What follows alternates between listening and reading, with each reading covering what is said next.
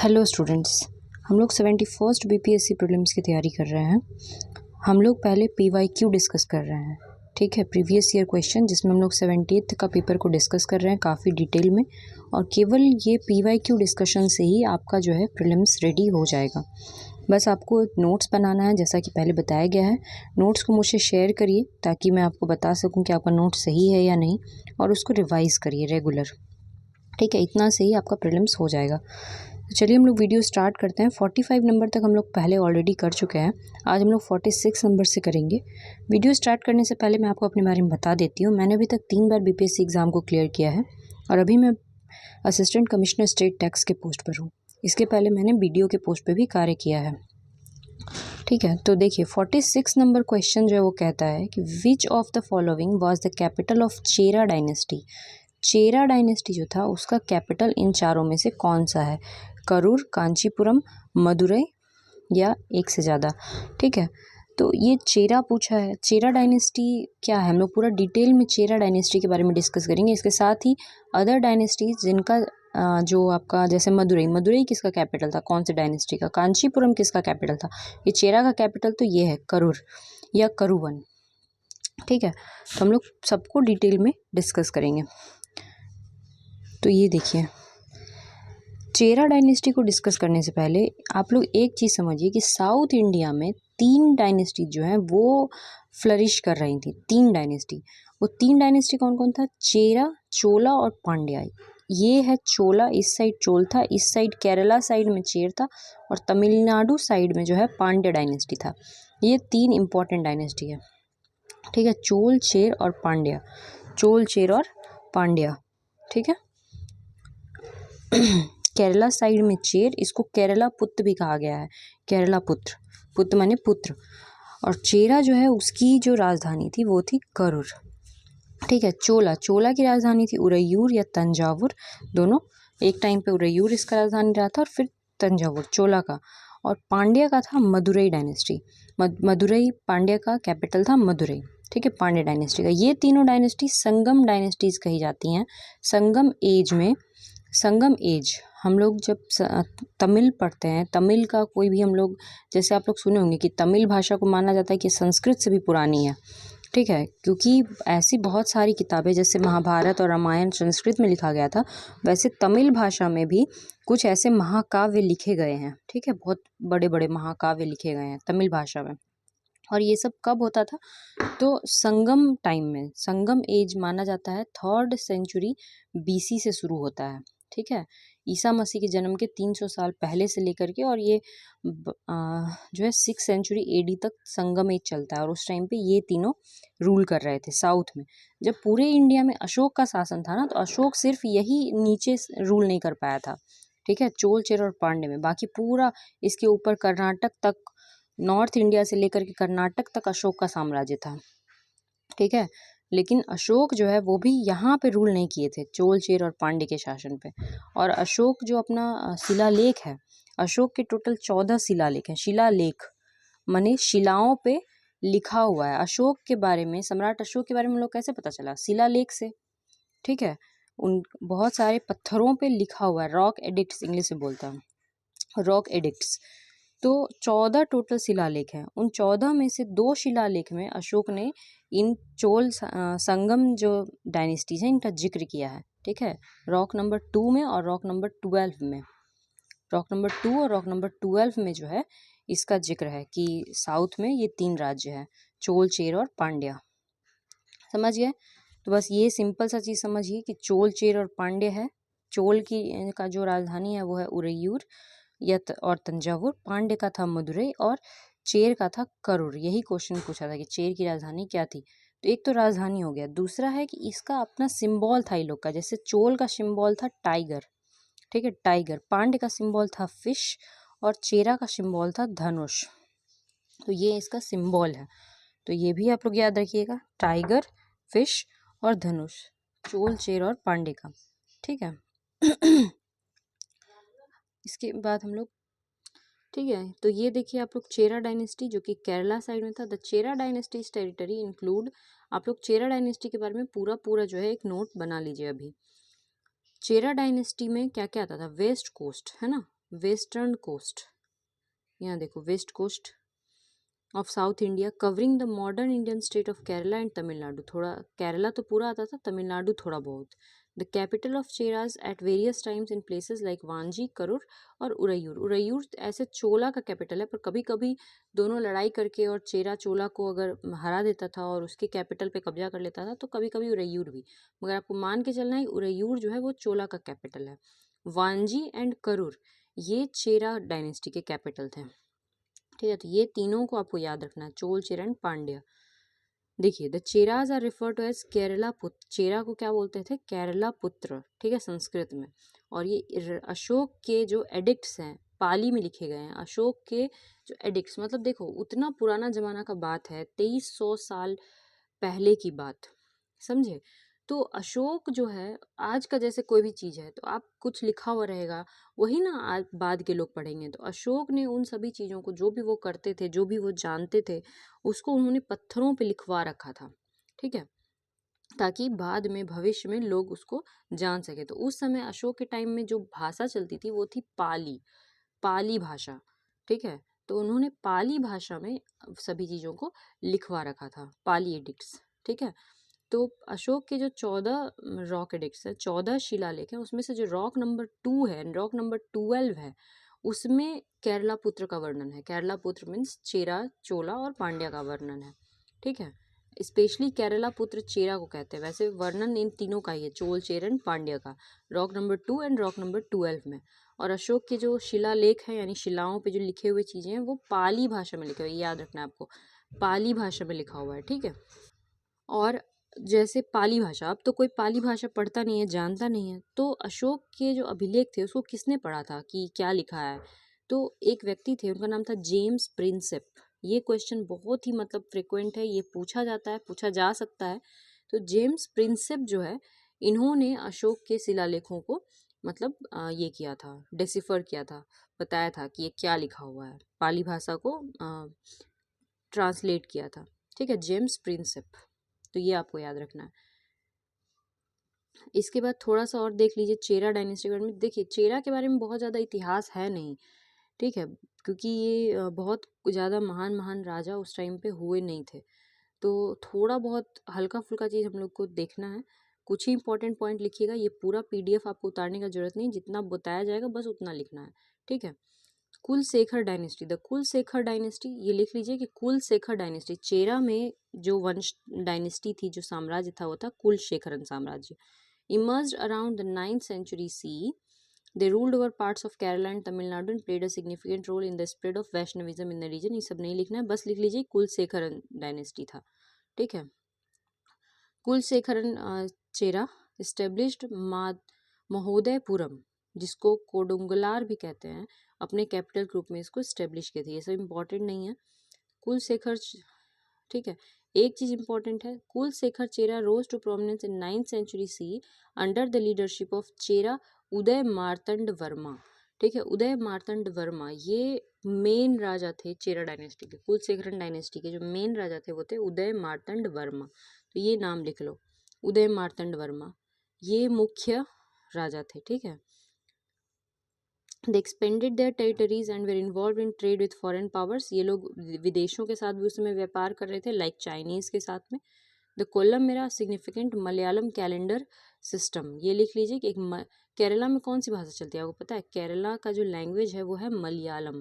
ये तो सिंपल सा चीज़ है, केरला का लैंग्वेज क्या है, मलयालम। तो वहाँ मलयालम का अपना कैलेंडर सिस्टम है, कोल्लम एरा, ठीक है, अपना calendar system, the Kollam era is said to have been initiated during the reign of कुलशेखरन चेरा। इसी के टाइम पे ये स्टार्ट किया गया था, जो कैलेंडर है वहाँ का मलयालम कैलेंडर कोल्लम एरा वो। अब जो राज्य था, ठीक है, जैसे अभी असेंबली होता है, जैसे पंचायत होता है, बोलते हैं ना लोग पंचायत, सरपंच जो है वो पंचायत बैठाता है, तो उस टाइम पे इस तरह की जो पंचायतें होती थी उसको नाडु कहा जाता था, जिससे नाम पड़ा अभी तमिलनाडु, तमिल भाषा में वहाँ पे सरपंच वगैरह जो है वो लोग अपना एक पंचायती बैठाते थे, तो उसको नाडु कहा जाता था, ठीक है। तो जो लोकल असेंबलीज था चेरा के टाइम पे उसको क्या कहते थे, nadu, local assemblies known as nadu, ठीक है। These assemblies often made decision related to local governance and dispute. ये assemblies, ये जो पंचायती होता है क्या करता है, किसी के बीच में विवाद होता है तो उसको सुलझाने का काम करता है। फिर रेवेन्यू कलेक्शन भी क्या था, जो राजस्व कलेक्ट करता था, टैक्स जो कलेक्शन उस टाइम पे करता था उसका नाम होता था मनी ग्रामक्कल। जो रेवेन्यू ऑफिसर होता था जो टैक्स कलेक्ट करते थे उनको कहा जाता था मनी ग्रामक्कल। तो ये सब कुछ पॉइंट्स है जो आपको याद रखना है, मनी ग्रामक्कल, ठीक है। फिर लोकल जो असेंबली होता था उसको कहते थे नाडू, जैसे पंचायत जो होता था उसको नाडू कहते थे, और जो राजस्व कलेक्ट करने वाला ऑफिसर होता था उसको मनी ग्रामक्कल कहा जाता था, ठीक है। इसके बाद चेरा जो है वो व्यापार के लिए बहुत जाना, जैसे अभी आपको बताया कि ये लोग विदेशों के साथ भी व्यापार, चाइना के साथ भी व्यापार करते थे चेरा लोग, तो व्यापार के लिए जाने जाते थे। स्पेशली केरला की क्यों फेमस है, स्पाइस ट्रेड के लिए, है ना, मसालों के व्यापार, इसीलिए तो ब्रिटेन वाले भी आए थे, वास्को डी गामा यही यही सब के कारण आया था ना इंडिया में, मसालों के व्यापार के लिए। तो केरला बहुत फेमस है शुरू से ही, सिर्फ अंग्रेजों के टाइम से नहीं, बहुत पहले से केरला मसालों के व्यापार के लिए फेमस है, ठीक है। तो वहाँ पे क्या है ना कि व्यापारियों का ग्रुप्स है, ग्रुप ट्रेडर्स का ग्रुप है, तो जो ग्रुप होता है उसको बोलते थे मनी ग्रामम। देखो, मनी ग्रामक्कल, रेवेन्यू ऑफिसर, मनी ग्रामम, लगभग सब नाम एक जैसा है चेरा किंगडम में, तो आप अगर ऑप्शन में आता है तो आप टिक आउट कर सकते हैं। तो ट्रेड गिल्ड्स जो है उनको मनी ग्रामम कहा जाता था, ठीक है। ये बहुत इंपॉर्टेंट होते थे, जो व्यापारी होते हैं वो बहुत ही इंपॉर्टेंट होते हैं, बिजनेसमैन्स, ठीक है। Manigramam, these guilds organise and regulate trade activity. ये लोग ट्रेड करते थे, कलेक्ट टैक्स भी कलेक्ट करते हैं और सरकार को जमा करते हैं, ठीक है। जैसे आप कोई भी सामान खरीदते हैं तो उसके ऊपर आप जीएसटी देते हैं, तो आप तो सरकार को डायरेक्ट नहीं देते हैं, आप किसी को दे रहे हैं, दुकानदार को दे रहे हैं, फिर वो आपसे लेकर के सरकार को जाके जमा कर रहा है।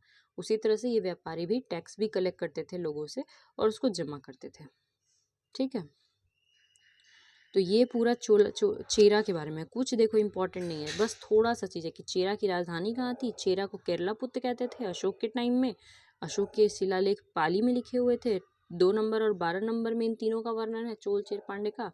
फिर चेरा जो है वो केरला साइड में, वहाँ मलयालम भाषा चलती है, और उसका धनुष जो है वो उसका निशान है, ठीक है। फिर जो ये चेरा किंगडम है इसमें जो इम्पोर्टेंट है वो है कुलशेखरन डायनेस्टी, उसमें जो राजा इम्पोर्टेंट है वो है मार्तंड वर्मा, और जो वहाँ पे जो व्यापारी होते थे उनको मनी ग्रामम कहा जाता था, जो टैक्स अधिकारी होते थे उनको मनी ग्रामक्कल कहा जाता था, और जो पंचायती सिस्टम थी उसको नाडू कहा जाता था। बस चेरा खत्म हो गया यहीं पे। तो इतना छोटा सा है, बस आप लोग इसको नोट कर लीजिए और याद कर लीजिए, ठीक है। इसके बाद जो दूसरा ऑप्शन है वो है कांचीपुरम। कांचीपुरम भी किसी न किसी का राजधानी है, और मदुरई, मदुरई भी राजधानी है। तो मदुरई किसका राजधानी है, अभी हम लोग पढ़े थे ना, पांड्य का राजधानी था मदुरई, तो हम लोग पहले पांड्य पढ़ेंगे, उसके बाद हम लोग कांचीपुरम देंगे। कांचीपुरम चोला का नहीं है, चोला हम लोग आज नहीं पढ़ रहे हैं इसीलिए, ठीक है। मगर आज हम लोग चेर और पांड्य पढ़ लें, चोला भी कभी पढ़ ही लेंगे, पांड्य पढ़ेंगे अभी, क्योंकि पांड्य जो है वो मदुरई जो है वो पांड्यों की राजधानी थी, पांड्य डायनेस्टी का। मदुरई बहुत ही फेमस है सिटी है, क्यों फेमस सिटी है, क्योंकि मदुरई जो है, देखो यहाँ Madurai was the capital of Pandya kingdom, ये तो लिख ही लीजिए, मदुरई पांड्य डायनेस्टी का कैपिटल था, पांड्य साम्राज्य का राजधानी थी। One of the longest ruling dynasty in south India, it's historical significance is evident in its architecture heritage including the Meenakshi temple. ये लिख लीजिए कि मीनाक्षी टेम्पल मदुरई में है। मदुरई को मंदिरों का देश कहा जाता है, ठीक है, मतलब वहाँ पे सिटी ऑफ टेम्पल्स है ना, मंदिरों का शहर। तो मंदिरों का शहर जो है वो मदुरई है, वहाँ बहुत सारा मंदिर है, और जो सबसे अच्छा मंदिर वहाँ पे है वो है Meenakshi temple. Meenakshi temple famous है क्योंकि वहाँ पे गोपुरम है। गोपुरम पता है आप लोग को, 1 मिनट रुकिए, ये देखिए इसको गोपुरम बोलते हैं। गोपुरम मतलब जो साउथ इंडिया में ना ज़्यादातर मंदिरों के जो गेट होते हैं वो गेट के ऊपर इस तरह से बना हुआ रहता है बड़ा बड़ा, ये होता है गोपुरम। और सबसे बड़ा गोपुरम जो है वो मीनाक्षी टेम्पल का, बहुत ही ऊंचा है, सबसे ऊंचा गोपुरम जो है वो किसका है, मीनाक्षी टेम्पल का, मीनाक्षी मंदिर। और मीनाक्षी मंदिर कहाँ है, मदुरई में, समझ गए।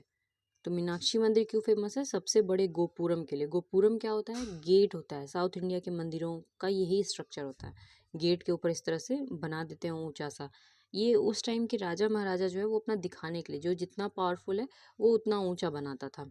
ठीक है, तो मदुरई क्यों फेमस है समझ गए, मीनाक्षी टेम्पल के लिए मदुरई जो है वो फेमस है। और मदुरई को कहते हैं मंदिरों का शहर। ठीक है, उसके बाद देखो, Madurai is a vibrant hub of spirituality and tradition attracting pilgrims and scholars, यानी कि वहाँ पे क्या कहते हैं, बहुत सारे तीर्थयात्री वगैरह लोग घूमने आते थे। The cities culture is reflected in the Tamil epic Silappadikaram. ये अभी बताना है आप लोग को कि देखिए, जो जैसे संस्कृत में 2 महाकाव्य हैं, एक है रामायण, एक है महाभारत, उसी तरह से तमिल में 5 महाकाव्य हैं। ठीक है, 5 एपिक्स, द ग्रेट 5 एपिक्स माना जाता है उसको, 5 महाकाव्य तमिल के। उसमें भी पांचों में जो सबसे महान है, जैसे हमारे यहाँ रामायण महाभारत 2 महाकाव्य है, दोनों ही इक्वल ही है, कोई मतलब बड़ा छोटा नहीं है, पर वहाँ पे 5 में जो सबसे इम्पोर्टेंट है वो है शिल्पाधिकारम। ठीक है, तो ये क्वेश्चन पूछा जाता है, शिल्पाधिकारम जो है एक तमिल महाकाव्य है, क्या लिखा है उसमें, जैसे रामायण की अपनी एक कहानी है, महाभारत की कहानी है, उसी तरह शिल्पाधिकारम में भी कहानी ही लिखा हुआ है। ठीक है, तो किसका कहानी है, क्या है, ये थोड़ा सा किसने लिखा था इस महाकाव्य को। ठीक है, जैसे रामायण वाल्मीकि जी ने लिखा, महाभारत को वेद व्यास जी ने लिखा, तो शिल्पाधिकारम को किसने लिखा है ये हम लोग थोड़ा डिस्कस करेंगे। ठीक है, फिर मदुरई जो है वो वैगई नदी के किनारे, ये भी लिख लीजिए कि मदुरई शहर जो है वो किस नदी के किनारे है, वैगई नदी, बहुत ही इंपॉर्टेंट है, यानी कि पूरा पांड्य साम्राज्य किस नदी के किनारे था, वैगई नदी के किनारे। ठीक है, पांड्य लोग किस नदी के किनारे थे, वैगई नदी, जो इनको प्रोटेक्शन, नेचुरल प्रोटेक्शन प्रोवाइड करता था और एग्रीकल्चर को भी सपोर्ट करता था। This city is also surrounded by mountains including Pasumalai, Yanaimalai and Nagamalai. ठीक है, इंडस्ट्रियल और एजुकेशनल हब भी है मदुरई, वहाँ पे इंडस्ट्रीज भी, एजुकेशन भी, ये सब है, रबर इंडस्ट्री, ऑटोमोबाइल इंडस्ट्री, और इसको मदुरई को एथेंस ऑफ द ईस्ट कहते हैं, ये लिख लीजिए, एथेंस ऑफ द ईस्ट, पूरब का एथेंस। एथेंस क्या है, एथेंस ग्रीस का शहर है, ग्रीस का सबसे फ्लरिश शहर, सबसे समृद्ध शहर जो है वो एथेंस हुआ करता था। ठीक है, ग्रीस का सबसे समृद्ध शहर, तो जो कि बहुत सारे पास्ट को समेटे हुए था, बहुत सारा वहाँ पे मॉन्यूमेंट वगैरह पास्ट का है, रोमन्स लोग का शहर, उसी तरह से ये भी हो गया एथेंस ऑफ द ईस्ट। तो ये क्वेश्चन बन सकता है कि एथेंस ऑफ द ईस्ट किसको बोलते हैं, तो मदुरई को बोलते हैं। ठीक है, समझ गए आप लोग। अब थोड़ा शिल्पाधिकारम पे डिस्कस कर लेते हैं। शिल्पाधिकारम जो है वो एक तमिल महाकाव्य है, तमिल एपिक है, जो 5वीं-6ठी सेंचुरी एडी में लिखा गया बाय प्रिंस इलांगो अदिगल। ये याद रखना है आपको, इलांगो अदिगल। इलांगो अदिगल चेरा प्रिंस था, चेर साम्राज्य का एक राजकुमार थे इलांगो अदिगल, जिन्होंने शिल्पाधिकारम लिखा है। ठीक है, तो बस ये लिख लो शिल्पाधिकारम। शिल्पाधिकारम का स्टोरी देखो क्या है, ये 2 लोगों की स्टोरी है, एक रहता है कोवलन और कन्नगी। ठीक है, कोवलन और कन्नगी की कहानी। कोवलन एक मर्चेंट होता है। ठीक है, मर्चेंट का मतलब हो गया जैसे आप व्यापारी। ठीक है, साउथ में यहाँ पे है चोल, यहाँ पे है पांड्या और यहाँ पे है चेर। चेर, तो कोवलन जो है वो, कोवलन और कन्नगी दोनों हस्बैंड वाइफ होते हैं। ये लोग दोनों कहाँ रहते हैं, चोला में रहते हैं। चोला में एक शहर था पुहार। ठीक है, पुहार उस पोर्ट सिटी था। ये भी क्वेश्चन पूछा गया है ऑलरेडी कि पुहार जो है वो कब, किसके टाइम पे, कहाँ पे था। तो पुहार एक पोर्ट सिटी था। पोर्ट सिटी मतलब होता है समुद्र के एकदम किनारे, जैसे मुंबई, कोलकाता, चेन्नई, ये सब पोर्ट सिटी है। तो उस समय चोला के टाइम पे पुहार एक पोर्ट सिटी था, इधर तमिलनाडु में, मगर अब वो पानी के अंदर डूबा हुआ है। आप कभी अगर मोबाइल में गूगल पे एक बार सर्च करना पुहार पोर्ट सिटी, तो आपको समुद्र के अंदर पूरा एकदम शहर दिखाई देगा, बड़ा ही भयानक और खूबसूरत सा शहर समुद्र के अंदर डूब गया है वो पुहार, उस टाइम पे हुआ करता था। ठीक है, क्यों डूब गया, क्या हो गया, वो हम लोग पढ़ेंगे। तो पुहार में ये दोनों रहते थे, कोवलन और कन्नगी। ही लेटर फॉल्स इन लव। अब कोवलन जो है वो क्या करता था, वो गिटार बजाता था, वो सितार उतार जो होता है वो बजाता था राजा के यहाँ पे, और कन्नगी ऐसे ही वो हाउस वाइफ थी, तो सितार उतार बजाता था राजा के यहाँ। तो राजा के यहाँ जो डांसर थी, जो डांस करती थी, उनका नाम था माधवी। ठीक है, तो उससे कोवलन को प्यार जाता है। ये एक ट्राइएंगल स्टोरी है, कोवलन, कन्नगी और माधवी का। तो कोवलन और कन्नगी जो कि मैरिड थे, और कोवलन को प्यार हो जाता है किससे, इससे क्या कहते हैं, माधवी से। ठीक है, बाद में फिर कोवलन कोवलन जो है वो अपनी वाइफ को छोड़ के माधवी के साथ रहने लगता है, कुछ दिन रहता है माधवी के साथ, फिर उसको अपनी गलती का एहसास होता है और वो वापस अपनी पत्नी जो उसकी रहती है कन्नगी उसके पास चला जाता है। ठीक है, फिर कन्नगी और कोवलन दोनों मिल करके आपस में डिसाइड करते हैं कि हम लोग अब ये शहर छोड़ देंगे क्योंकि ये शहर हमको सूट नहीं कर रहा है, हमारा बैड लक हो रहा है यहाँ पे, हम लोग चलते हैं मदुरई चल के रहेंगे, माने पांड्य डायनेस्टी में। अब ये लोग चोल डायनेस्टी से पांड्य डायनेस्टी चले गए, ये लोग कहे कि हम लोग मदुरई चल के रहते हैं। ठीक है, मदुरई। जब ये लोग दोनों मदुरई गए कि अब हम लोग फ्रेश स्टार्ट करेंगे, नए तरीके से अपनी लाइफ को जिएंगे, और ये लोग दोनों कोवलन कन्नगी मदुरई आए, तो अब इनके पास तो पैसा वैसा कुछ था नहीं, तो कन्नगी जो थी वो अपना हाथ में 2 सोना का कंगन पहनी थी, तो वो एक कंगन निकाल के अपने हस्बैंड को दी कि इसको बेच के पैसा लेके आओ। तो जब कोवलन जाता है दुकान पे सोना का कंगन बेचने के लिए, तो जो दुकानदार है वो सोचता है कि इतना सुंदर कंगन जो है वो इस व्यक्ति के पास कैसे आया, इस गरीब आदमी के पास, ये जरूर चुराया है राजमहल से। और वो जो है पूरा हल्ला करता है, सैनिकों को बुला लेता है जो दुकानदार होता है, और सैनिक कोवलन को पकड़ के ले जाते हैं। ठीक है, मदुरई में ये सब घटनाएं हो रही हैं। सैनिक जो है वो कोवलन को पकड़ के ले जाते हैं और फिर राजा के सामने पेश करते हैं, और कोवलन को जो है फांसी की सजा दे दी जाती है चोरी के जुर्म में कि इसने रानी का कंगन चुराया है। ठीक है, इसके बाद क्या होता है, कन्नगी को पता चलता है कि इसके हस्बैंड जो है वो मर गया है, तो कन्नगी जो है वो जाती है दरबार में और वो पूछती है कि किस तरह का अन्याय है, मतलब कि पूरा सही तरीके से जस्टिस भी नहीं किया, पूछा, मौका भी नहीं दिया कि क्या गड़बड़ हुआ, क्या हुआ है। तो वो बहुत ही ज़्यादा दुखी होती है और वो श्राप देती है मदुरई को, पूरे मदुरई शहर को श्राप देती है, मतलब कि ख़त्म हो जाने का। ठीक है, वो प्रूफ कर देती है पहले कि अपने दूसरे हाथ का कंगन दिखा के कि देखो ये तो मेरा ही कंगन है, और वो इतना गुस्सा हो जाती है इस इनजस्टिस से कि वो मदुरई को डिस्ट्रॉय होने का श्राप देती है, मदुरई को और इस राजा को, इस शहर को डिस्ट्रॉय होने का श्राप देती है। ठीक है, बाद में क्या होता है कि चेर डायनेस्टी का जो राजा होता है वो फिर अपने यहाँ पर जो कन्नगी है उसकी मूर्ति बनवाते हैं, क्योंकि कन्नगी जो है वो एक क्या कहते हैं, पतिव्रत धर्म जो है उसका पालन करती है। वो बहुत ही वो उस शो करने के लिए अपने साम्राज्य में कि इस तरह की भी स्त्रियां होती हैं। तो शिल्पाधिकारम जो स्टोरी है वो लव, लॉयल्टी, जस्टिस, इनजस्टिस, अगर अन्याय किया जाए तो उसका क्या कॉन्सिक्वेंसेस हो सकता है, ये सब दिखाने के लिए ये स्टोरी बना हुआ है। समझ गए आप लोग, ये बहुत ही इंपॉर्टेंट मतलब स्टोरी है। कभी कभी एग्जाम में ऐसे ही पूछता है कि कोवलन और कन्नगी की स्टोरी जो है वो किस किताब में लिखी हुई है। ठीक है, तो वो किताब है शिल्पाधिकारम। तो 3 लोग हैं, कोवलन, कन्नगी और माधवी। समझ गए आप लोग स्टोरी। इसके बाद जो दूसरा महाकाव्य है वो है मणिमेखलई। मणिमेखलई जो है वो एक सिक्वल है। सिक्वल का मतलब जैसे होता है ना, जैसे अभी हाउसफुल 1, हाउसफुल 2, हाउसफुल 3, ठीक है, पहले टाइगर जिंदा है, फिर एक था टाइगर, ये क्या है, सिक्वल है मूवी का। उसी तरह से उस टाइम पे कहानी भी सिक्वल्स में लिखे गए थे। जैसे फर्स्ट पार्ट आपका शिल्पाधिकारम है और उसी का सेकेंड पार्ट जो है वो मणिमेखलई को कहा जाता है। मणिमेखलई जो है ये कहानी कोवलन और माधवी, क्योंकि कोवलन कुछ दिन माधवी के साथ रहे थे अपनी वाइफ को छोड़ के, इनकी बेटी की कहानी है मणिमेखलई। ठीक है, कोवलन और माधवी की बेटी कहानी है जो बुद्धिस्ट बन जाती है, बौद्ध धर्म को अपना लेती है, उसकी कहानी है। तो ये तो सीक्वल हुआ ना, पार्ट 2 हुआ।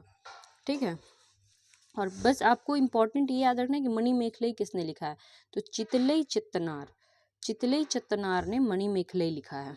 मणिमेखलई जो है ये भी महाकाव्य है, तमिल भाषा का, तमिल लिटरेचर का महाकाव्य है मणिमेखलई, और इसको लिखा है किसने, चितलई चित्तनार ने, चितलई चित्तनार। ठीक है, मणिमेखलई स्टोरी है कोवलन और माधवी की बेटी की जो बुद्धिज्म को अपना लेती है। तो ये दूसरा महाकाव्य है। इन दोनों महाकाव्यों को ट्विन इपिक्स कहा जाता है। ठीक है, ट्विन इपिक, ट्विंस, जैसे 2 बच्चे एक जैसे दिखते हैं तो ट्विंस बोलते हैं ना, उसी तरह से ट्विन महाकाव्य है।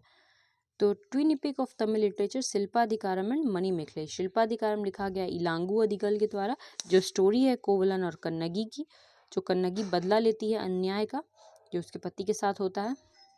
ठीक है, पूरा शहर और राजा को श्राप देती है। और मणिमेखलई लिखा गया है चितलई चित्तनार या फिर शीतलई सत्तनार के द्वारा, जो शिल्पाधिकारम का सीक्वल है, यानी नेक्स्ट पार्ट है। जो कोवलन और माधवी की बेटी की कहानी है, जो कि रिनंशिएशन यानी कि जैसे गौतम बुद्धा जो निर्वाण प्राप्त किए थे, तो उससे रिलेटेड ये स्टोरी है। ठीक है, समझ गए। टोटल ऐसे 5 महाकाव्य हैं। ठीक है, टोटल 5 महाकाव्य हैं, मगर आपको जो है ना 2 महाकाव्य ही इम्पोर्टेंट याद रखने हैं। इसके अलावा और भी है, जैसे कुंडल केशी एक महाकाव्य है। ठीक है, कुंडल केशी। यहाँ देखिए, दीज एपिक्स अलोंग विथ जीवक चिंतामणि ये 3rd है, वलैयापति 4th है, और कुंडल केशी 5वां है। इनको 5 great epics of Tamil literature माना जाता है, तमिल साहित्य का 5 महाकाव्य। ठीक है, पहला हो गया आपका शिल्पाधिकारम, दूसरा हो गया मणिमेखले, ये दोनों तो बहुत इंपॉर्टेंट है। उसके बाद है जीवक चिंतामणि, वलैयापति और कुंडल केशी। ठीक है, Manimekalai is particularly notable. Manimekalai इसलिए इंपॉर्टेंट है as the only Buddhist epic in any language, एकमात्र बुद्धिस्ट महाकाव्य किसी भी भाषा में, स्पेशली तमिल भाषा में। ऐसे किसी भाषा में बुद्धिस्ट महाकाव्य तो लिखा नहीं गया ना, रामायण महाभारत ये सब बौद्ध धर्म से तो संबंधित है नहीं, पर एकमात्र बुद्धिस्ट महाकाव्य जो है वो है मणिमेखलाई। ठीक है, इसके बाद अब जो तीसरा आपका ऑप्शन है वो है कांचीपुरम। तो कांचीपुरम जो कैपिटल था वो था पल्लव डायनेस्टी का कैपिटल। तो थोड़ा सा पल्लव डायनेस्टी को हमको पढ़ना पड़ेगा। ठीक है, Pallavas, the Pallavas were powerful south Indian dynasty. ये भी साउथ इंडिया की ही डायनेस्टी है पल्लवाज, और ये बहुत ही पावरफुल थे, जो 3rd से लेके 9th सेंचुरी तक राज करते हैं। कहाँ राज करते हैं, कोई तो एरिया होगा राज करने वाला, तो देखो ये एरिया है, यहाँ पे है पल्लव। जबकि यहाँ तो हमने चोला पढ़ा था, इधर चेर है और इधर पांड्य है, तो यहाँ पे चोल होना चाहिए था, मगर यहाँ पल्लव है, क्योंकि पल्लवाज जो है वो चोला को हरा दिए थे। चोल कुछ टाइम तक डाउन हो गया था, मतलब कि बहुत ही इम्पोर्टेंट नहीं रह गया था, बहुत कम एरिया पे, बहुत छोटा सा एरिया पे होंगे थोड़ा बहुत चोल, 1-2 गाँव में। बाकी पूरा का पूरा एरिया जो है वो पल्लवों ने हथिया लिया था। तो पल्लव, चोला जहाँ था ना वहीं पे पल्लव था। ठीक है, और भी यहाँ पे देखो कौन कौन है, इस मैप को थोड़ा देखेंगे तो आपको सही समझ में आएगा। 625 AD का ये मैप है।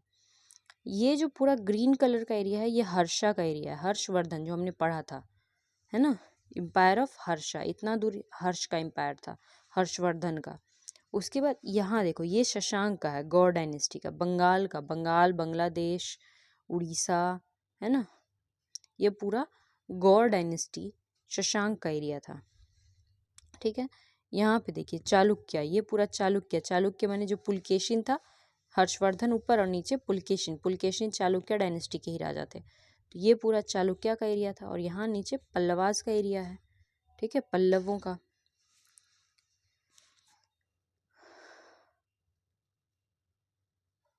ठीक है, पल्लव डायनेस्टी के बारे में भी बहुत ज़्यादा क्लैरिटी नहीं है, बहुत सारे राजा का नाम नहीं याद करना है, कुछ 1-2 इम्पोर्टेंट राजा होंगे जो हम लोग थोड़ा बहुत देखेंगे। ठीक है,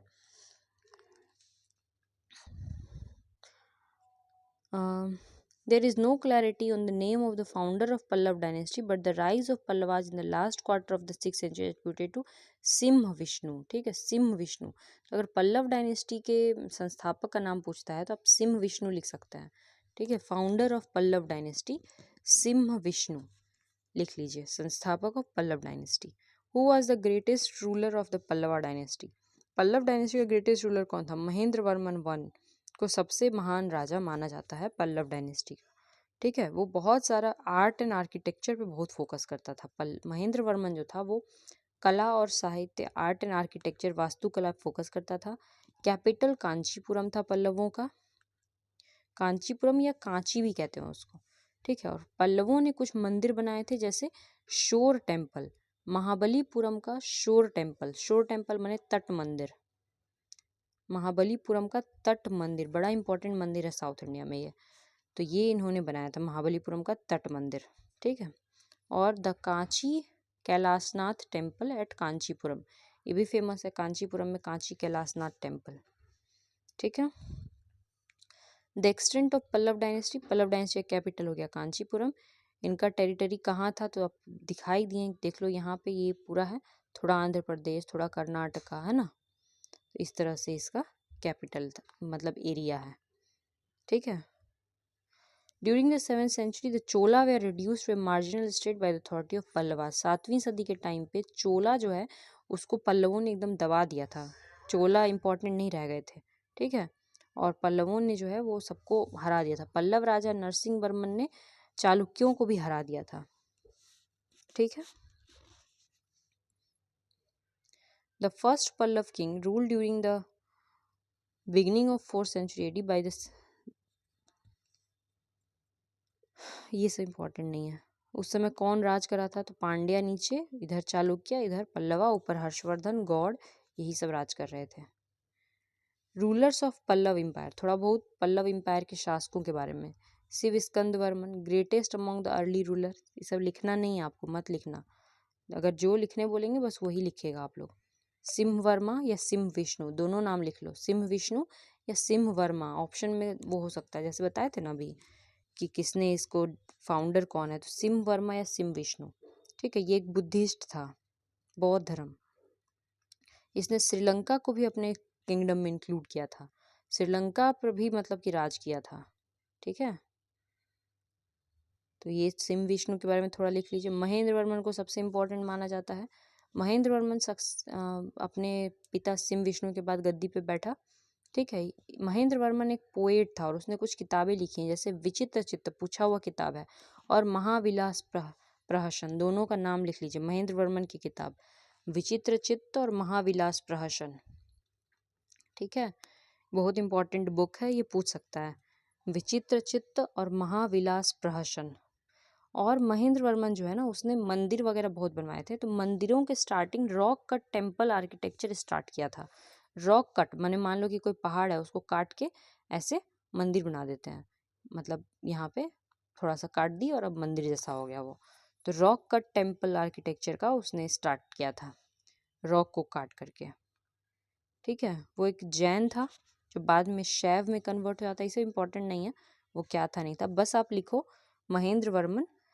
उसने 2 किताबें लिखी, विचित्र चित्त और महाविलास प्रहसन, और उसने rock cut temple architecture start किया, ठीक है। रॉक कट वास्तुकला, चट्टान को काट करके मंदिर बनाने का। और बार बार उसका पुलकेशिन द्वितीय से लड़ाई होता रहता था। चालुक्य डायनेस्टी का जो पुलकेशिन 2 है वो भी बहुत इंपॉर्टेंट राजा है। जब चालुक्य पढ़ेंगे तो पुलकेशिन को पढ़ेंगे, हर्षवर्धन में भी पढ़े हैं थोड़ा बहुत, तो पुलकेशिन के साथ हमेशा ही लड़ते रहता था महेंद्र वर्मन, ठीक है। इसके बाद इसका बेटा आता है नरसिंह वर्मन, ये भी बहुत इंपॉर्टेंट है। महेंद्र वर्मन के बेटे, consider the greatest of the Pallavas, पल्लवों में सबसे महान, also called Narasimha Varman Mamalla, defeated and killed Pulakeshin 2, ये पुलकेशिन 2 को मार देते हैं जाकर के 642 एडी में, तब नहीं महान हुए, क्योंकि पुलकेशिन तो ऑलरेडी चालुक्य वाला महान था। He took control of Vatapi, Chalukya के कैपिटल को, चालुक्य डायनेस्टी का कैपिटल है देखो वातापी, वो उस पर कंट्रोल कर लेते हैं और आप एक टाइटल अज्यूम करते हैं वातापी कोंडा। ये मैप देखो, यहाँ देखो, ये चालुक्य है, ये पल्लवा है, ये पूरा चालुक्य का एरिया है, बहुत बड़ा है, पल्लव का एरिया बहुत छोटा है, ठीक है। चालुक्य का जो कैपिटल था वो था वातापी और पल्लव का कैपिटल था कांचीपुरम। ये दोनों हमेशा लड़ते रहते थे, पल्लव और चालुक्य। चालुक्य का जो महान राजा था वो था पुलकेशिन 2 और पल्लव में जो महान राजा हुआ वो है नरसिंह वर्मन। तो पुलकेशिन 2 महान इसलिए था क्योंकि उसने नरसिंह वर्मन के पिता महेंद्र वर्मन को मारा था, महेंद्र वर्मन को, और फिर महेंद्र वर्मन का बेटा नरसिंह वर्मन जाके पुलकेशिन 2 को मार देता है, फिर उसका बेटा आकर के नरसिंह वर्मन को मारता है, फिर इसका बेटा जाके, ऐसे ही सब लड़ते रहता है बेटा बेटा करके। मीन्स कि ये लोग का राइवलरी जो है ना, युगों युगों तक इनकी लड़ाइयाँ चलती रही थी, ठीक है। तो नरसिंह वर्मन, पल्लव डायनेस्टी का नरसिंह वर्मन जो है वो जब पुलकेशिन 2 को हराता है और चालुक्य की राजधानी वातापी पे मतलब वातापी को कंट्रोल करता है, तो एक टाइटल अज्यूम करता है वो टाइटल होता है वातापी कोंडा, माने वातापी को जीतने वाला। तो ये क्वेश्चन पूछा जा सकता है कि किसने इस टाइटल को अज्यूम किया, वातापी कोंडा। जैसे अगर मान लो कोई पटना को जीतेगा तो पटना कोंडा नाम रख लेगा, तो उसने अपना नाम रख लिया वातापी कोंडा। तो किसने ये टाइटल अज्यूम किया था, नरसिंह वर्मन ने। तो ये आप लोग याद रखिएगा, ठीक है। Also vanquished the Chola, Chera and the Pandyas, इन तीनों को भी खत्म कर दिया था नरसिंह वर्मन। चोल, चेर, पांड्या एकदम गायब ही हो गए थे इसके टाइम में। नरसिंह वर्मन बड़ा इंपॉर्टेंट है। फिर इसने श्रीलंका भेजा था अपना आर्मी को, जो इसका आर्मी थी उसको इसने श्रीलंका भेजा था। And re इंस्टेटेड the सिन्हलीज Prince money Verma, और वहाँ पे सिन्हल राजा मनी वर्मा को बैठाया था। He found the city of Mamallapuram, इसने एक शहर बसाया जिसका नाम है मामल्लपुरम, जिस या महाबलीपुरम भी कह सकते हैं, लिख लीजिए। महाबलीपुरम या मामल्लपुरम शहर किसने बसाया था? नरसिंह वर्मन ने। ठीक है। हुएनसांग हर्षवर्धन के टाइम पे घूम रहा था ना, ये पल्लव किंगडम भी आया था घूमते घूमते। आ ही सकता है, ऊपर घूम रहा है तो नीचे घूमने में क्या दिक्कत है। ठीक है, देखो ये सब राजा एक ही टाइम के आसपास में है। तो हर्षवर्धन के टाइम पे वो घूम रहा था ऊपर हुएनसांग, तो वो यहाँ नीचे भी आया था घूमते हुए सब डायनेस्टी में। ठीक है,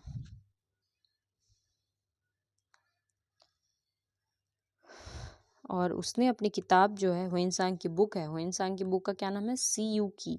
बहुत सारे लोग, आप लोग का जो हम नोट्स देखे हैं उसमें आपने इस किताब का वर्णन नहीं किया हुआ है। ठीक है, तो हुएनसांग की किताब जो है उसका नाम है सी यू की। तो उस किताब में उसने पल्लव डायनेस्टी के लोगों के बारे में बताया है कि वहाँ के लोग बहुत ही खुश हैं। He also says there was an abundance of agriculture product, वो भी लिखा है कि बहुत सारा खेती होता है यहाँ पर। ठीक है, ग्रेट नैनार संत, अप्पार, समंदर और सुंदरार भी इसी के टाइम में रहते थे। ये क्या है देखो, अभी देखो समझो, इंडिया में जो पूजा पाठ है वो बहुत तरीके से चेंज होता है। जो लोग हम लोग पूजा पाठ करते हैं, तो एक टाइम था बीच में, उस टाइम भक्ति आंदोलन बड़ा फेमस हुआ। भक्ति आंदोलन, भक्ति आंदोलन में कहना था कि बलि उली नहीं दिया जाएगा, क्योंकि पहले बलि बहुत चलता था। ठीक है, तो भक्ति आंदोलन में कहा गया कि भगवान इस सब से खुश नहीं होता है कि बलि दो, यज्ञ करो या आहुति दो, नहीं। भगवान खुश होता है भक्ति करने से। भक्ति मीन्स कि भजन गाना, है ना, बैठ करके एकदम मस्त होके लोग भजन गा रहे हैं, हरे राम हरे कृष्णा कर रहे हैं, तो भगवान इससे खुश होता है, भक्ति आंदोलन। समझ आया? तो भक्ति आंदोलन भी ना दो भाग में बट गया, कि कुछ लोग कहे कि नहीं हम विष्णु की भक्ति करेंगे, और कुछ कहा कि हम शिव की भक्ति करेंगे। ठीक है, तो वैष्णव वैष्णव लोग जो है ना, वो लोग वो वेजिटेरियन होते हैं, वो लोग मांस मछली नहीं छूते हैं। जबकि शिव की भक्ति करने वाले जो शैव होते हैं, उसमें कोई दिक्कत नहीं है, वो कहते हैं कि हमारे शिव तो हर चीज़ में प्रसन्न है। तो शिव वाले जो हैं उनको कहा जाता है शैव। और वैष्णव और शैव दो भाग में बटा भक्ति आंदोलन। जो शिव की पूजा किए वो कहलाए शैव, और जो विष्णु का पूजा किए वो कहलाए वैष्णव। समझ आया? मगर ये तो ऊपर का बात हुआ, यानी हिंदी में। मगर तमिल में, दक्षिण में तो तमिल चलता है ना, साउथ इंडिया में, तो वहाँ पे जो वैष्णव थे उनको कहा जाता था अलवार। ठीक है, अलवार, जो विष्णु की पूजा करता था। और जो शिव की पूजा करता था उनको कहते थे नयनार। ये समझ लो ना, जैसे शिव के 3 नेत्र है ना, 3 नयन है, तो नयनार। तो शिव की पूजा करने वाले थे नयनार, और विष्णु की पूजा करने वाले थे अलवार। अब नयनारों में 3 महान संत हुए थे जो शिव का भक्ति एकदम करते थे। 3 महान संत हुए शिव की भक्ति करने वाले, नयनार संत। वो 3 महान संत कौन थे? अप्पार, संबंदर, पूरा नाम लिखने का जरूरत नहीं, आप सिर्फ संबंदर लिख सकते हैं, और सुंदरार। ये आप सुंदरार लिख लो। ठीक है, अप्पार, संबंदर और सुंदरार, ये तीनों नैनार संत थे। ठीक है, शिव की भक्ति करने वाले संत थे, और ये इसी टाइम पे रहते थे, नरसिंह वर्मन के टाइम ये लोग पल्लव डायनेस्टी में ही रहा करते थे। समझ आया? अपार, संबंदर और सुंदरार, ये तीनों नैनार संत है। तो ये सब क्वेश्चन हमेशा पूछा जाता है। नेक्स्ट उसका he was succeeded by his son Mahendra Varman. उसके बाद इसका बेटा महेंद्र वर्मन 2 शासन करता है। इसके पिता का नाम महेंद्र वर्मन 1 था, फिर नरसिंह वर्मन हुआ, फिर अपने बेटा का नाम रख दिया अपना पिताजी के नाम पे, महेंद्र वर्मन 2। फिर वो शासन करता है, तो 2 ही साल शासन करता है, उसको फिर मार देता है चालुक्य से आके कोई। तो ये सब मारा मारी लोग दोनों परिवार में चलता रहता है, ऐसे जैसे कोई टीवी का कहानी हो। बस पल्लव डायनेस्टी में इतना ही है। पल्लव डायनेस्टी में जो एक मंदिर है, तट मंदिर, वो बस याद रखिए, शोर टेम्पल एट महाबलीपुरम। महाबलीपुरम या मामल्लपुरम पूरा तरह से पल्लवों ने ही स्टेब्लिश किया था, नरसिंह वर्मन ने, है ना। ये लोग रॉक कट टेम्पल आर्किटेक्चर बनाने स्टार्ट करने के लिए फेमस है, चट्टानों को काट के मंदिर बनाने के लिए। ठीक है, इसके बाद अब हम लोग नेक्स्ट क्वेश्चन पे चलते हैं। हम लोग इस क्वेश्चन को बहुत ही ज़्यादा डिटेल में डिस्कस किए, 3 डायनेस्टी हम लोग आज डिस्कस कर लिए हैं, चेरा डायनेस्टी, पांड्या डायनेस्टी और पल्लव डायनेस्टी। इससे ज़्यादा क्वेश्चन इन डायनेस्टी से नहीं पूछा जा सकता है। नेक्स्ट है 47 नंबर। 47 नंबर है the book critical of British policies, गरीब हिंदुस्तान। वो किताब जो ब्रिटिशर्स की पॉलिसीज को का आलोचना करता था, किताब का नाम था गरीब हिंदुस्तान। उसको बिहार में 1930 में बैन किया गया था अंग्रेजों के द्वारा। उस किताब को कौन लिखा था? तो उस किताब को लिखे थे मोहम्मद वली हसन जी। ठीक है, मोहम्मद वली हसन। ये जो है ना, जरूरी नहीं है कि ये लोगों को पता हो इस किताब का नाम या कुछ भी, क्योंकि ये बहुत ही मतलब वियर्ड क्वेश्चन है और ये जो मोहम्मद वली हसन है बहुत ज़्यादा फेमस भी नहीं है। तो ये क्वेश्चन जो है लोगों का छूट भी सकता है और इनके बारे में जानने को कुछ वैसा है भी नहीं, ना ही चारों ऑप्शन में किसी के बारे में जानने को कुछ वैसा है। ठीक है, तो बस आप ये जान लो कि ये किताब है और उसको इसने लिखा था। अगर दोबारा ये क्वेश्चन सेम तरह से रिपीट होएगा तभी इसका कोई यूज है। 48 नंबर को जो बीपीएससी है उसने ड्रॉप किया था, ये क्वेश्चन गलत पूछा गया था, क्वेश्चन को डिलीट किया गया है। तो ये क्वेश्चन को डिस्कस करने से कोई मतलब नहीं, क्योंकि इस क्वेश्चन को डिलीट कर दिया गया है। नेक्स्ट है 49 number question, by how much did the female labour force participation rate. देखिए, फीमेल और मेल इंडिया में 50% होना चाहिए, मगर 51% मेल है और 49% फीमेल है। मगर ये जो 49% फीमेल है ये सब काम नहीं करती हैं। इंडिया में फीमेल जो है उनका लेबर फोर्स में पार्टिसिपेशन बहुत कम है। ठीक है, लेबर फोर्स में पार्टिसिपेशन बहुत ही कम है। ठीक है, तो पहले कम था, थोड़ा सा बढ़ा भी है। तो वही क्वेश्चन है कि पहले कितना था और अब कितना है। बस ये सिंपल सा क्वेश्चन पूछा गया था कि पहले कितना था और अब कितना है। ठीक है, यहाँ पे देखो, female labour force participation rate increases from 2017-18 to 2022-23। 2017-18 में ये था 23.3% और 2022-23 तक 37%, यानी बहुत 5 ही साल में ना हम लोग 15% तक जो है महिलाएं लेबर फोर्स में जो है वो बढ़ गई। तो ये बहुत ही अच्छा डाटा था। ठीक है, और ये डाटा किसने दिया था? एनएसएसओ ने, नेशनल सैंपल सर्वे ऑफिस। ये क्या है? इसका काम है सर्वे करना, डेटा निकालना। ठीक है, दुनिया भर में ये सर्वे करती है, डेटा निकालती है, नेशनल सैंपल सर्वे ऑफिस। ठीक है, थोड़ा सा इस ऑफिस के बारे में हम लोग देख लेते हैं कि ये क्या है, कब बना, कौन सा मिनिस्ट्री के अंदर में आता है, क्योंकि यही सब पूछा ही जाता है।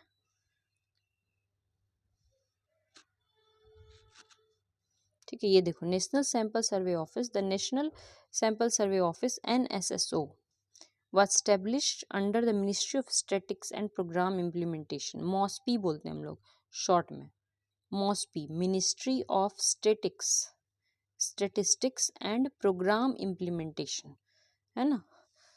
तो मॉस्पी जो मंत्रालय उसके अंदर आता है, ये लोग का काम होता है सर्वे कराना। ठीक है, जैसे कास्ट सेंसस वगैरह सेंसस कराते हैं, ये सभी सर्वे ही है।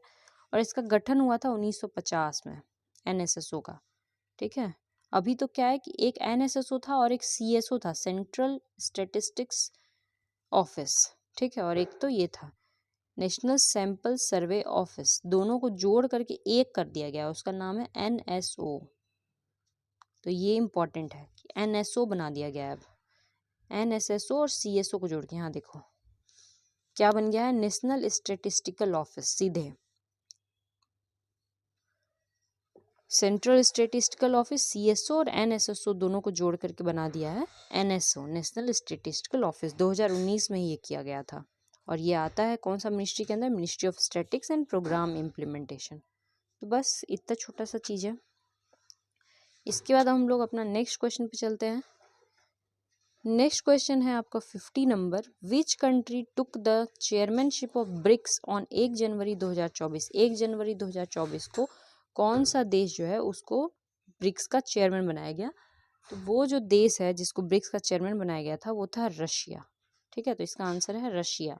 तो ब्रिक्स क्या है? ब्रिक्स कंट्रीज, ब्रिक्स में टोटल पहले 5 देश हुआ करते थे। ठीक है, 5 इसके नाम में ही है। B for Brazil, R for Russia, I for India, C for China और S फॉर साउथ अफ्रीका।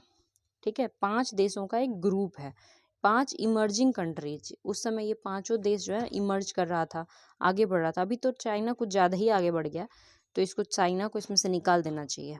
ठीक है, मगर अभी क्या है कि ये ब्रिक्स जो है ना 5 देश नहीं है, अब इसमें बहुत सारा देश जुड़ गया है। तो ब्रिक्स में पहले 5 ही देश हुआ करता। तो रशिया के पास चेयरमैनशिप है 1 जनवरी 2024 को।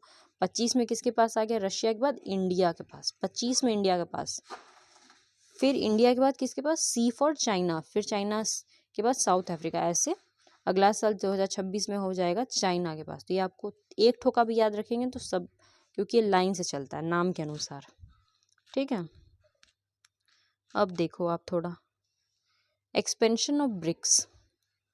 मोर than 40 countries have expressed interest in joining BRICS. 40 से ज़्यादा कंट्रीज ने इंटरेस्ट दिखाया था कि हम लोग ब्रिक्स को ज्वाइन करना चाहते हैं, ठीक है। तो फर्स्ट फेज में the countries including Argentina, Egypt, Ethiopia, Iran, Saudi Arab and the UAE have received invitation to join BRICS. This new membership is set to take effect from 1 January 2024 से। इतने लोग जो है ब्रिक्स को और join कर लिया। कितना? 1 2 3 4 5 एंड 6 और पहले 5 था। तो कुल मिला के पूछ सकता है कि अब कितने मेंबर हैं, तो 11 मेंबर्स जो हैं ब्रिक्स में हो चुके हैं, ठीक है। अभी ब्रिक्स में कितने मेंबर हो गए? टोटल 11 मेंबर्स हो चुके हैं। इवोल्यूशन कब हुआ? ब्रिक्स जो है वो बना कब, क्यों बना, किसने बनाया? तो फर्स्ट टाइम ब्रिक्स जो है वो कब बना? 2006 में रशिया के सेंट पीटर्सबर्ग में इसका जो है ना वो हुआ, गठन हुआ ब्रिक का। और पहले ये सिर्फ ब्रिक था। Brick means Brazil, Russia, India and China. बाद में इसमें एस भी लगाया गया, यानी साउथ अफ्रीका बाद में जुड़ा है। तो 2006 में केवल ये ब्रिक था, समझ आया। फिर 2009 में पहली बार इसका समिट हुआ। हर साल देखो समिट होता है, जैसे G20 का समिट इंडिया ने करवाया था, बहुत सारे दूसरे दूसरे देश के सब जो लीडर्स थे वो आए थे। उसी तरह से ब्रिक का समिट जो है वो पहली बार 2009 में हुआ था। कहाँ? रशिया में हुआ। गठन भी रशिया में हुआ, पहला समिट भी रशिया में हुआ, क्योंकि रशिया ने ही इसको लीडरशिप किया था। फिर 2010 में साउथ अफ्रीका इसका मेंबर बन गया। 2011 में साउथ अफ्रीका ने मीटिंग अटेंड किया। कहाँ? चाइना में हुआ, क्योंकि 9 में रशिया में हुआ है तो 10 में कहाँ हुआ होगा? इंडिया में। आर के बाद आई होता है। फिर 11 में कहाँ होगा? चाइना में होगा। सिंपल सा बात है। 2014 में फोर्टालेजा डिक्लेरेशन साइन हुआ था, ये बहुत इंपॉर्टेंट है। फोर्टालेजा डिक्लेरेशन साइन हुआ था और एक बैंक का स्थापना किया गया जिसका नाम है न्यू डेवलपमेंट बैंक। ये ब्रिक्स का अपना बैंक है, एनडीबी, याद कर लेना। ब्रिक्स का अपना बैंक क्या है? New development bank. और इसका गठन फोर्टालेजा डिक्लेरेशन के तहत हुआ था 2014 में, ठीक है। इस बैंक से सभी देश लोन ले सकते हैं। न्यू डेवलपमेंट बैंक इस सभी देशों को लोन देता है। चाइना तो सबसे ज़्यादा लोन लेता है इससे, ठीक है। फिर फंक्शन क्या है ब्रिक्स का? ब्रिक्स काम क्या करती है? तो कुछ नहीं, ये पांचों देश है आपस में मिल करके और कोई भी समस्या है उसको सुलझाने की कोशिश करते हैं, ठीक है। कुछ प्रिंसिपल्स को फॉलो करता है, जैसे ओपननेस, प्रैग्मेटिज्म, सॉलिडेरिटी। मतलब यही कि मिलजुल के रहेंगे, पर ऐसा कुछ है नहीं, क्योंकि ब्रिक्स में चाइना और इंडिया दोनों, और इंडिया चाइना की आपस में बनती नहीं है, तकरार है। तो फिर ब्रिक्स जो है उतना ज़्यादा इफ़ेक्टिवली काम नहीं कर पाता है, ठीक है। और हर साल इसके चेयरमैन चेंज होते हैं। तो 2024 में रशिया था, तो 25 में इंडिया, फिर चाइना, इस तरह से होता जाता है। बस आपको इतना थोड़ा सा बात ही ब्रिक्स के बारे में याद रखना था। इतना चीज़ आप लोग नोट कर लीजिए और इसको रिवाइज करिए, तब हम लोग आगे फिर बढ़ेंगे। और आप लोग पढ़ते रहिए। All the very best for exam. Thank you very much.